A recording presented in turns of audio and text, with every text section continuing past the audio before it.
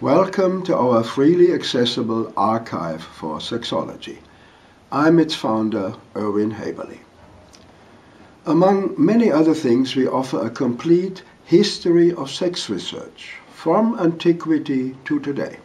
Indeed, we have a whole book on the subject online, and also a chronology of its most important personalities and events, going back to Hippocrates and other ancient Greek and Roman physicians.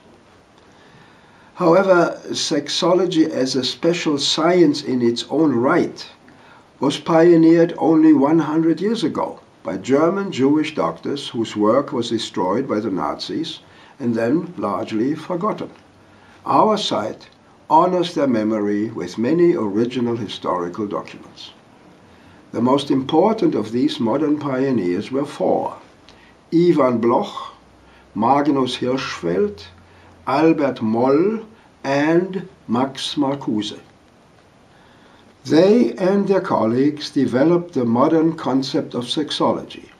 They founded the first sexological organizations, edited the first sexological journals, and started the first sexological congresses. If you have never heard of them, there is a very sad reason. Since they were Jewish and socially progressive, the Nazis hated them and their new science, and when Adolf Hitler came to power in Germany in 1933, they immediately became targets of persecution. In fact, the Nazi government did everything it could to destroy their work. Their books were publicly burned along with those of other liberal writers. Today, a memorial designed by the Israeli artist Micha Ullman reminds Berlin visitors of this shameful episode. In the very square where the book burnings took place, a hole in the ground shows empty white bookshelves as a reminder of the intellectual loss Germany suffered as a result of Nazi barbarism. Some sexologists went into exile and were able to rebuild their lives. Others came to a tragic end.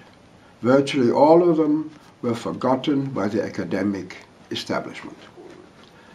An especially interesting figure is that of Magnus Hirschfeld, the founder of the first Institute for Sexology.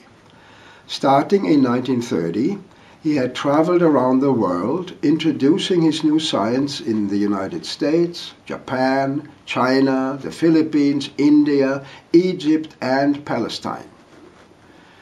However, when after his 2-year journey he arrived in Austria, the Nazis had become so openly aggressive that he could not return to Berlin. In fact, 1 year later, in a Paris movie theater, he saw a newsreel showing the destruction of his life's work by the Nazis. He died shortly thereafter in France. All of this, and the fate of some of his colleagues, is documented in our archive. Some of the pioneers escaped to Palestine and died as citizens of Israel.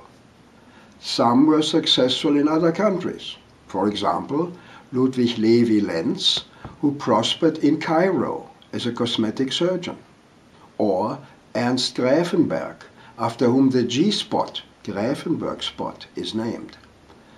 After his imprisonment by the Nazis, he was able to leave Berlin and eventually build up a successful gynecological practice in New York. Again, you can find out more about him and others on our site. You will find it in our archive together with their photos and other historical documents such as letters, book covers, posters, newspaper reports, etc. We are very proud to be able to offer this documentation and thus to help right a historical wrong. The German Jewish pioneers of sexology deserve a place of honor in the history of scientific research. But see for yourself.